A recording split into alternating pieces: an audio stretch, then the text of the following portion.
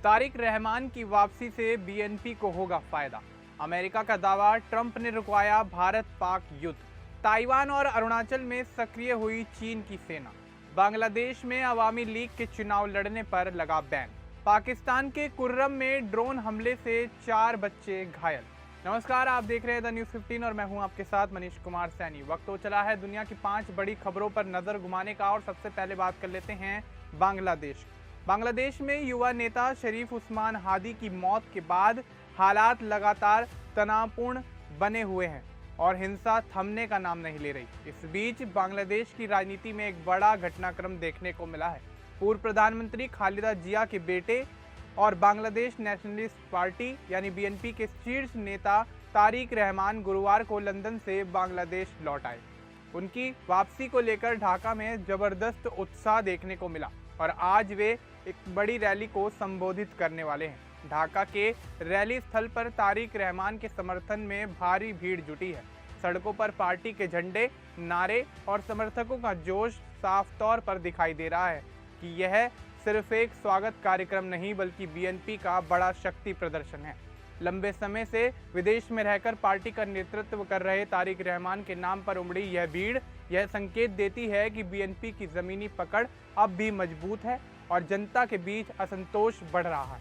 राजनीतिक जानकार मानते हैं कि फरवरी में होने वाले आम चुनाव से पहले तारिक रहमान की वापसी से बीएनपी को नई ऊर्जा मिलेगी। इससे चुनावी माहौल बदल सकता है और पार्टी को बड़ा फायदा हो सकता है। यही वजह है तारिक रहमान को भविष्य के संभावित प्रधानमंत्री के तौर पर भी देखा जा रहा है। अब रुक कर लेते हैं अगली खबर का, जो कि अमेरिका से संबंधित है।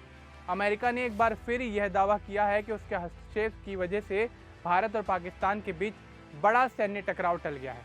अमेरिकी राष्ट्रीय सुरक्षा सलाहकार मार्को रूबियो ने कहा कि राष्ट्रपति डोनाल्ड ट्रंप ने समय रहते कदम उठाकर दोनों परमाणु संपन्न देशों को एक खतरनाक युद्ध में फंसने से रोका। रूबियो के अनुसार यह इस साल अमेरिका के नेतृत्व में किए गए सबसे अहम शांति प्रयासों में से एक था और इससे वैश्विक स्तर पर संघर्ष रोकने में वॉशिंगटन की भूमिका भी सामने आती है। दरअसल जम्मू कश्मीर के पहलगाम में हुए आतंकी हमले के बाद हालात काफ़ी तनावपूर्ण हो गए थे। इसके जवाब में भारत ने पाकिस्तान में मौजूद आतंकी ढांचों को निशाना बनाते हुए ऑपरेशन सिंदूर चलाया।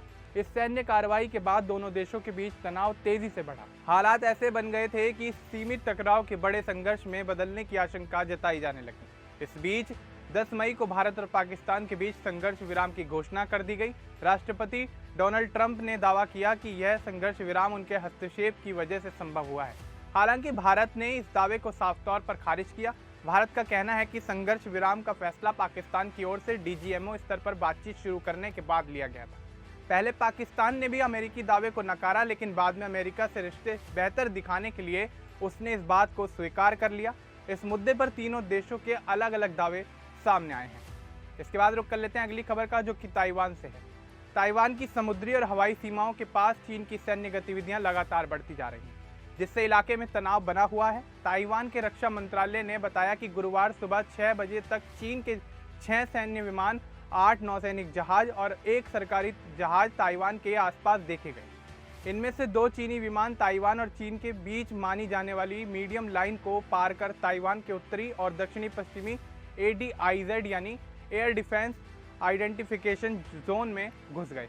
ताइवान का कहना है कि उसकी सेना ने इन गतिविधियों पर पूरी नज़र रखी और ज़रूरत के मुताबिक जवाबी कदम भी उठाए। इससे एक दिन पहले भी चीन की ऐसी ही गतिविधियां दर्ज की गई थी। बुधवार को 5 चीनी सैन्य विमान, 8 युद्धपोत और 1 सरकारी जहाज ताइवान के आसपास पाए गए थे। उस दौरान भी एक विमान ने मीडियम लाइन पार की थी। ताइवान इन हरकतों को अपनी सुरक्षा के लिए गंभीर खतरा मानता है और लगातार सतर्क रहने की बात कह रहा है।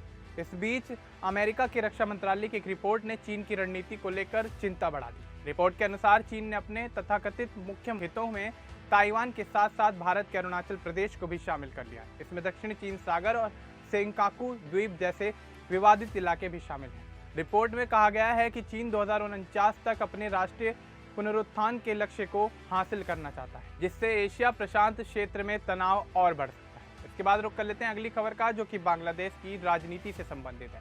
बांग्लादेश की राजनीति में एक बड़ा और अहम फैसला सामने आया है। देश की अंतरिम सरकार ने साफ कर दिया है कि पूर्व प्रधानमंत्री शेख हसीना की पार्टी अवामी लीग फरवरी 2026 में होने वाले राष्ट्रीय संसदीय चुनावों में हिस्सा नहीं ले पाएगी।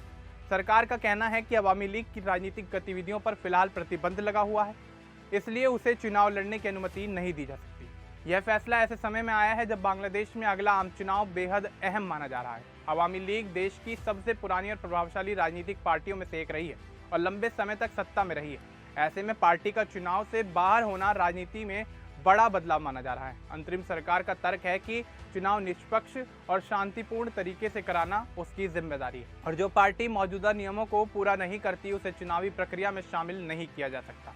वहीं अवामी लीग समर्थकों का कहना है कि यह फैसला लोकतंत्र के खिलाफ है और जनता की आवाज़ को दबाने की कोशिश है। इस फैसले के बाद से देश में राजनीतिक बहस तेज हो गई।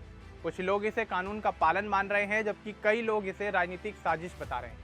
अब सबकी नज़र इस बात पर है कि अवामी लीग आगे क्या कदम उठाती है और क्या यह फैसला बदल जाएगा या फिर नहीं। इसके बाद रुक कर लेते हैं अगली और आखिरी खबर का, जो कि पाकिस्तान के खैबर पख्तूनख्वा से संबंधित है। पाकिस्तान के खैबर पख्तूनख्वा प्रांत के कुर्रम जिले से एक डरावनी घटना सामने आई है। गुंडलबाद इलाके में एक रिहायशी क्षेत्र पर क्वाड क्वार्टर यानी ड्रोन से विस्फोटक सामग्री गिर गई है, जिससे कम से कम 4 बच्चे घायल हो गए। इसमें 3 लड़के और 1 लड़की शामिल थे। बच्चे अपने घर के पास खेल रहे थे, तभी अचानक आसमान से विस्फोट हुआ और बच्चे गंभीर रूप से घायल हो गए। स्थानीय लोग तुरंत उन्हें नजदीकी अस्पताल ले गए, जहां उनका इलाज चल रहा है। पुलिस और सुरक्षा एजेंसियों ने मौके पर पहुंचकर इलाके को घेर लिया और जांच पड़ताल शुरू कर दी। प्रारंभिक जांच में पता लगा कि यह हमला किसी आतंकवादी संगठन की ओर से किया गया है। अधिकारियों ने कहा कि खैबर पख्तूनख्वा और आसपास के क्षेत्रों में आतंकवादी समूह अब ड्रोन का इस्तेमाल कर रहे हैं। इसके जरिए वे तत्कालिक विस्फोटक उपकरण गिराकर लोगों, खासकर बच्चों को निशाना बना रहे हैं। सुरक्षा एजेंसियों ने इस घटना को गंभीर बताया और इलाके में ड्रोन गतिविधियों पर निगरानी बढ़ाने के निर्देश जारी कर दिए। प्रशासन ने लोगों से सतर्क रहने और किसी भी संदिग्ध गतिविधि की तुरंत सूचना देने की अपील की है। इस घटना ने एक बार फिर दिखा दिया कि पाकिस्तान के अशांत इलाकों में आम लोगों की सुरक्षा खतरे में है और स्थिति बहुत संवेदनशील बनी हुई है। इस बुलेटिन में फिलहाल इतना ही। बाकी देश और दुनिया से जुड़ी तमाम बड़ी अपडेट्स के लिए हमारे चैनल को सब्सक्राइब करना ना भूलें। धन्यवाद।